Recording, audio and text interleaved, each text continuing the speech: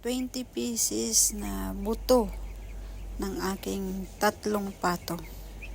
Sa 3 pato na yun guys, isang sulog lang doon, isang lalaki tapos 2 babae. Pero yung mga buto na yan is isang pato lang yan. 20 pieces na buto, ganyan na siya ngayon kalalaki. 2 months and 9 days nila. Diba? Lalaki na. Sisimula lang tayo sa maliit muna. Sa 20 na piraso na buto ng pato.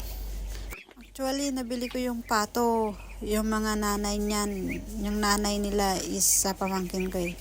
5 piraso. Tapos 3 lalaki at 2 babae. So, nung umuwi ako sa Pilipinas, kinatay namin yung 2 lalaki. Tapos yan lang yung natira, yung 2 babae at yung 1 lalaki.